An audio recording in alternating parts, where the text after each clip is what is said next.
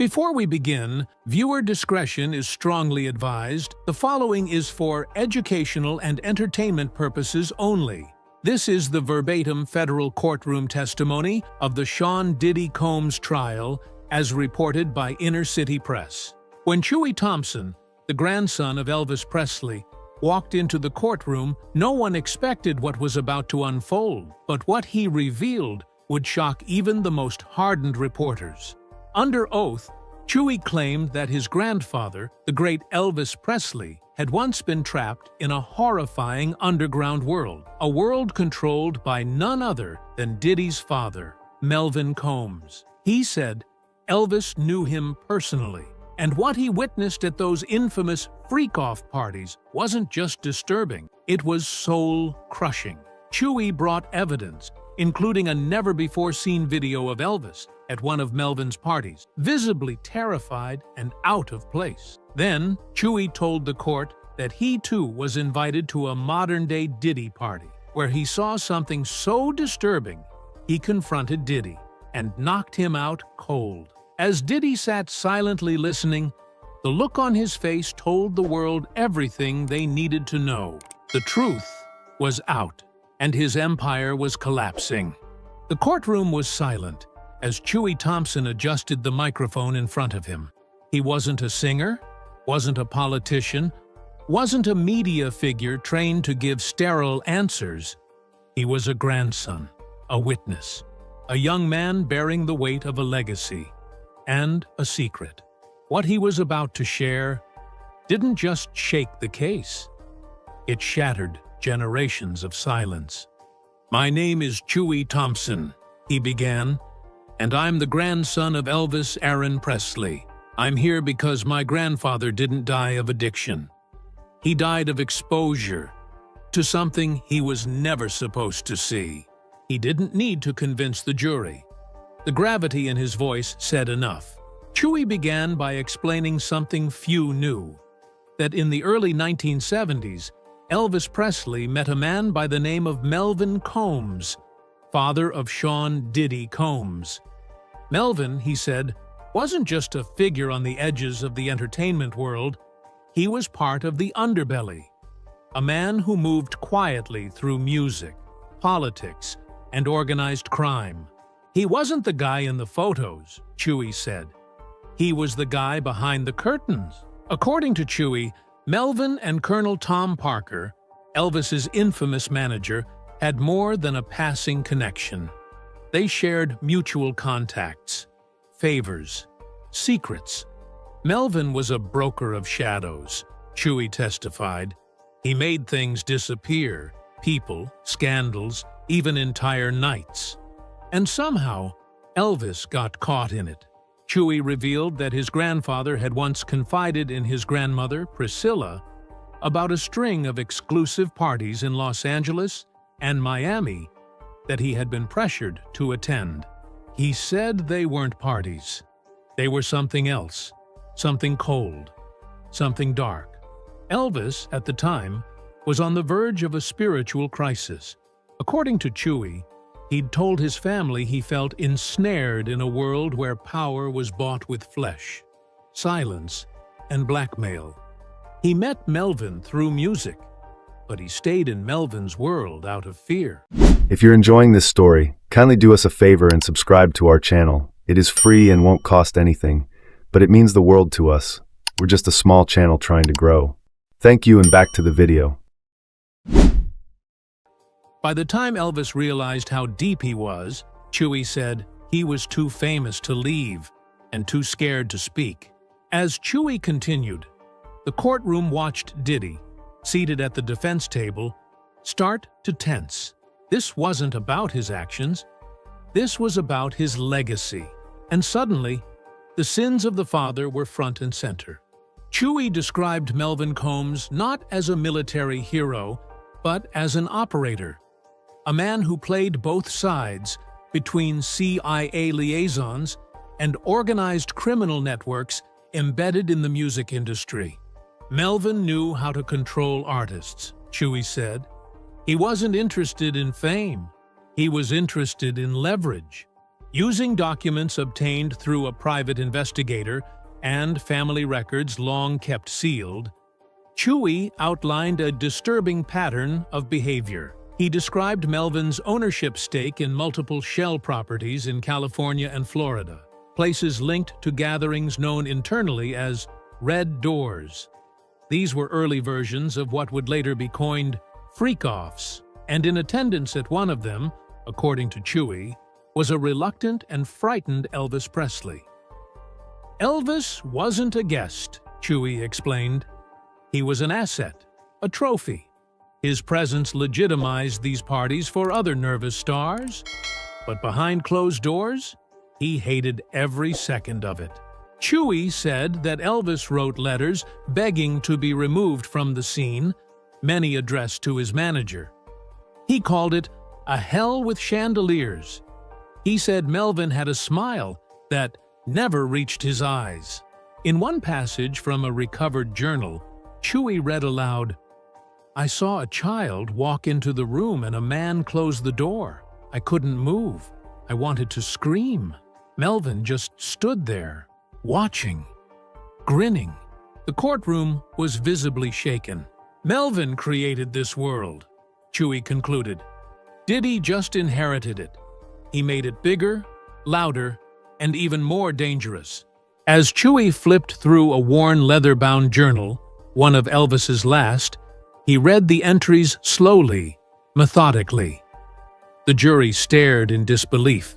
"If I leave, they ruin me. If I stay, they own me." Melvin said the camera's always on, even when you can't see it. "I saw things I can't sing about. And I don't think God will forgive me for staying silent." These weren't lyrics. These were cries for help. Chewy explained how his grandfather became a pawn in Melvin's twisted game. Elvis was manipulated into attending event after event, each more disturbing than the last. These weren't Hollywood parties. They were pressure cookers, designed to see what and who would break. According to Chewy, Elvis was placed into compromising situations on purpose. They fed him pills, liquor, then they watched and filmed. He testified that he found documentation from a hidden vault in Graceland containing letters and torn film reels labeled with names. Some of those names are still stars today. Others vanished. And then came the video. Chewy paused, then handed a USB drive to the prosecution. The lights dimmed. The courtroom monitors flickered. Grainy footage appeared. Time-stamped July 1974. A lavish mansion. Guests in masks. Bodies moving rhythmically under candlelight. Then, a close-up. Elvis Presley, slouched in an armchair, face pale, expression hollow. Sitting next to him was Melvin Combs. He wasn't singing. He wasn't laughing. He was trapped. The video showed enough to make the jury uncomfortable. Faint moaning, movement, a whisper of a child's voice. Then static. Chewy faced the judge. "That's why I'm here," he said. "That's the real reason my grandfather died. Not because of a heart attack, but because his heart broke from what they made him be part of. What do you think that black helicopter outside Graceland the night he died was? Now you know." He turned to Diddy. "And you knew, because he told you. And instead of ending it, you brought it back." The air in the courtroom grew thick as the lights dimmed. All eyes turned to the screen as the prosecution played the footage Chewy had submitted. A black and white reel that looked like it had survived fire and time. The timestamp read July 19th, 1974. And in the bottom corner, in faded ink, the name of the estate, the White House, Bel Air, California. But this wasn't political. It opened with candlelight, not romantic, but ritualistic. Figures moved through a marble hall dressed in masquerade masks. In the background, soft music echoed. Not Elvis music. Something darker, ambient, chilling. The camera panned to a gathering in what appeared to be a ballroom. Dozens of men and women. Some seated, some standing. Others leading barely dressed individuals into back rooms behind curtains. Then the frame locked in. Elvis Presley, unmistakably him, sat in the corner, slouched in a gold-framed chair, wearing a suit, but visibly uncomfortable, sweat on his brow, eyes scanning the room like a caged animal. Beside him sat Melvin Combs, laughing, holding a cigar. At one point, he leaned in and whispered something into Elvis's ear. Elvis flinched. "I want everyone to understand," Chewy said as the screen froze on his grandfather's face. "That man sitting there is broken. You're not looking at the King of Rock. You're looking at a prisoner." Chewy explained that the footage had been hidden in a sealed Graceland storage room for decades, misfiled among old fan reels. He never told anyone he had it, but he couldn't destroy it either, because he wanted us to know the truth. Someday. The video then cut, mid-movement, to another brief scene. A hallway, dark. A young girl walking past the camera with her head down. A voice off camera, unmistakably Melvin's, calling her name. Then silence. Gasps erupted in the courtroom. One juror covered her mouth. Another looked away. Diddy, seated at the defense table, visibly tensed. For the first time, he looked genuinely rattled. He leaned to his attorney and whispered furiously. Chewy turned toward him and said into the microphone, without emotion, "You recognize the furniture, don't you?" The courtroom went completely still. "That's because you still host parties in that same house." Chewy shifted the focus from the footage to the aftermath. What happened to Elvis after that 1974 party, and the others that followed, wasn't just physical, it was spiritual collapse. The man who once sang about love, about heartbreak, about rebellion, he stopped singing. On the inside, he was already dead. According to Chewy, Elvis tried to break away from the inner circle after a particularly disturbing event in 1976. A party in Palm Springs that allegedly involved multiple underage individuals and high-profile guests. He came home that night and told Priscilla, "I've seen the devil in silk sheets, and he knows my name." Chewy revealed entries from Elvis's final personal journal, pages never seen by the public. In one, dated just 3 weeks before his death, Elvis wrote, "They offered me silence in exchange for peace. But peace isn't peace when you've seen what I've seen. They have footage. They have files. They own the people who write the news. I can't fight them, but maybe one day my blood will." Chewy said Elvis began withdrawing from everyone, relying more heavily on drugs not out of addiction, but desperation. He was trying to forget, not party. Chewy testified that the same people who promised him security, powerful execs, government friends, and entertainment moguls, had turned into his prison guards. He couldn't go public. Every major tabloid back then had ties to the machine. If he spoke, they'd spin it, or bury it.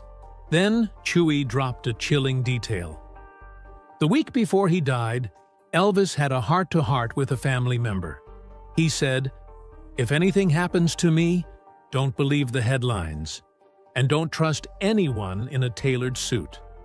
On August 16, 1977, Elvis was found dead.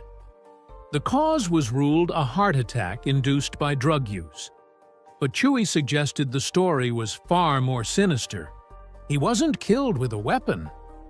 He was killed with fear, with silence, and with the weight of secrets too heavy to carry. He paused. They didn't just kill a man. They killed a witness. Decades later, Chewy thought his family's nightmare had died with Elvis, until 2022, when he received a DM from a well-known music producer inviting him to an exclusive event in Los Angeles. He realized later it was the same property.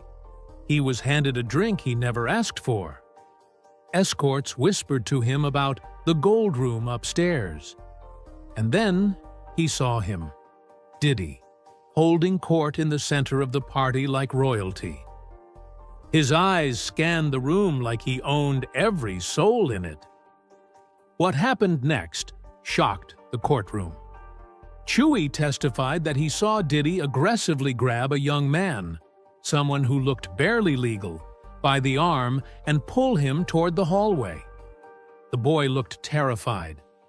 It wasn't a handshake. It wasn't mentorship. It was control. Chewy stepped in, told Diddy to back off. Diddy allegedly turned and said, "You don't know what you're stepping into." And I told him, "You're stepping into the same hell my grandfather did, and I'm not going to let you do it again." The room fell silent. Chewy said Diddy got in his face, and Chewy hit him. One shot, he dropped. People screamed. His security didn't touch me. They just looked scared. He walked out. No charges were filed, but the message was sent. "I wasn't Elvis," Chewy told the courtroom. "I wasn't going to die with the secret."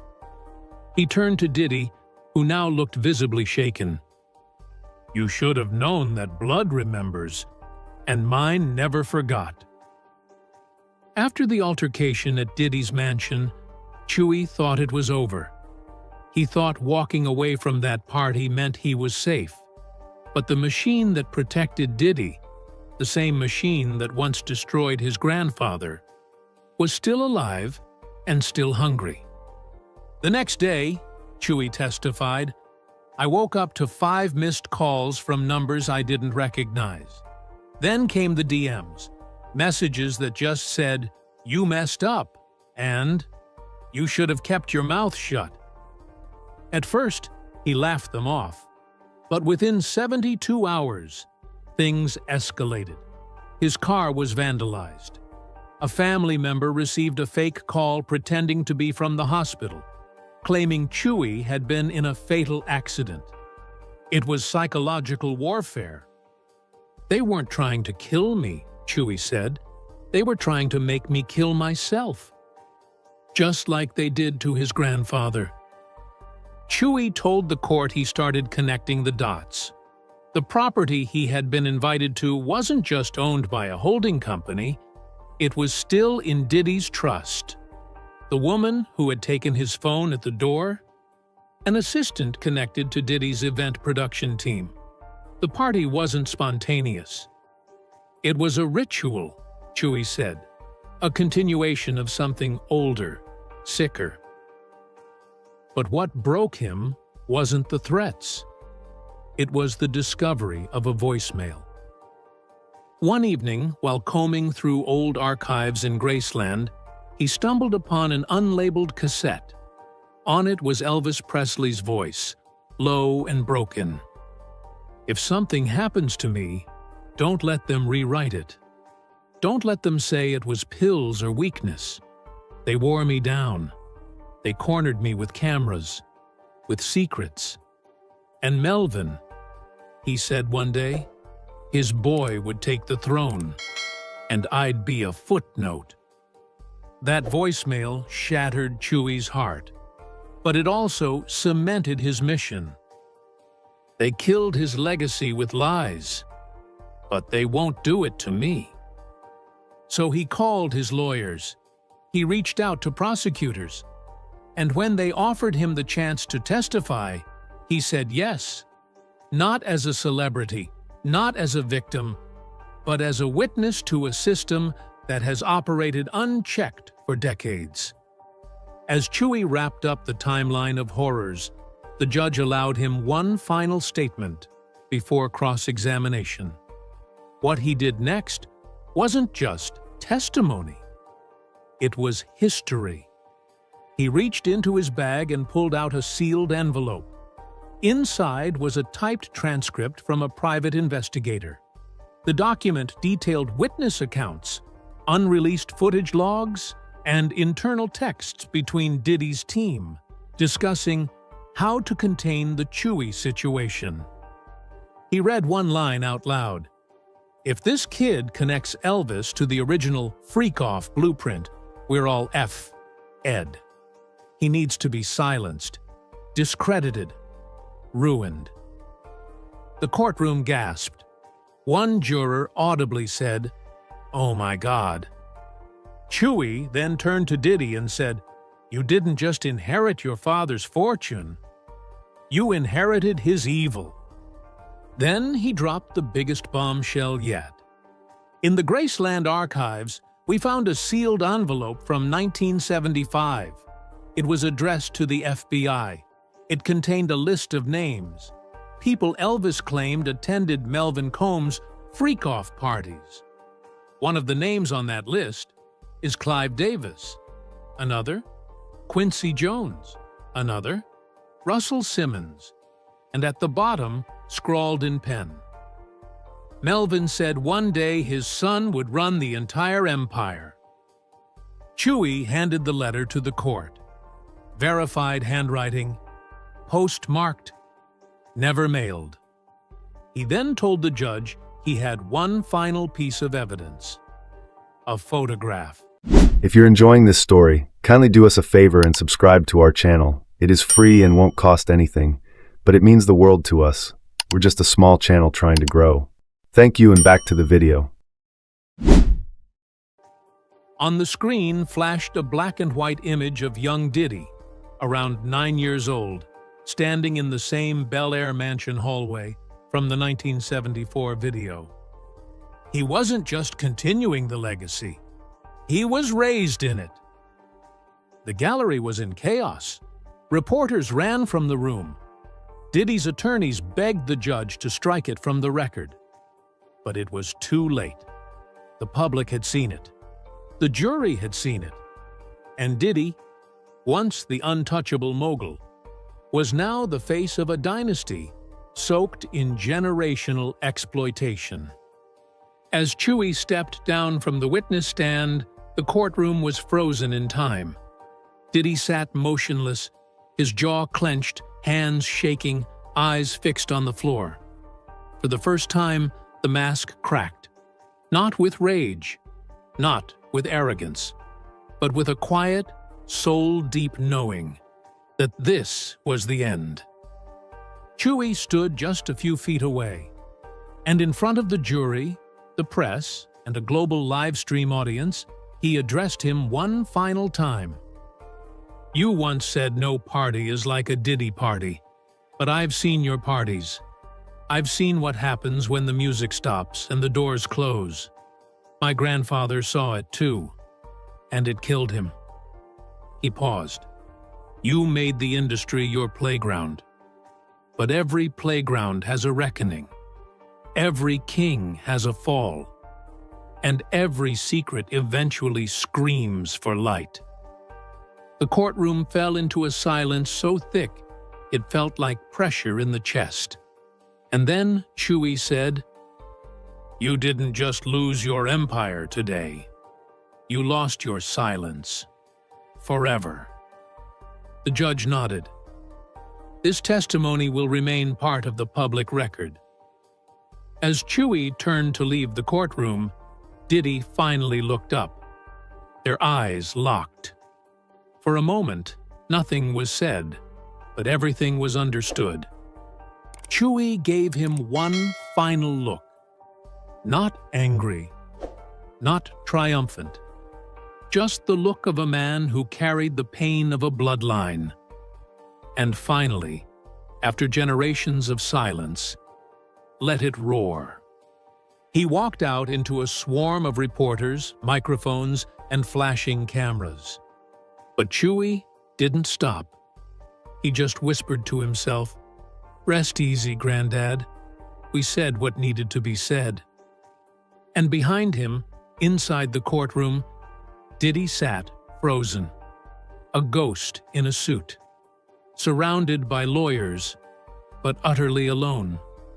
Because, for the first time in his life, the truth was louder than him.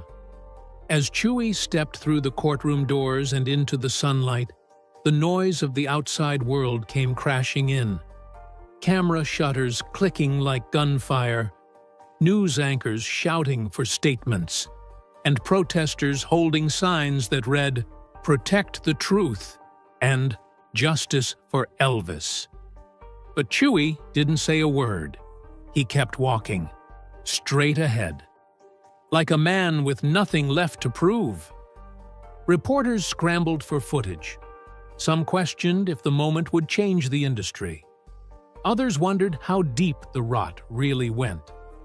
But inside the courthouse, Diddy remained still. His lawyers whispered, strategized, spun, but none of it mattered. Because no PR team could erase the image that had just burned itself into America's collective conscience.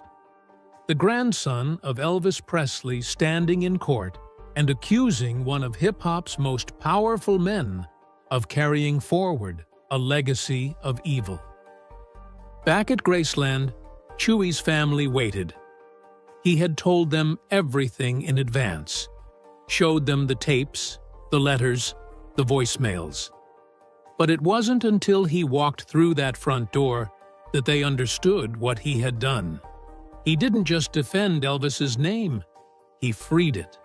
From decades of rumors, from watered-down documentaries, from lies. Later that night, Chewie stood alone in Elvis's old music room. He placed a hand on the baby grand, the same one his grandfather had played during sleepless nights. Then, he lit a candle.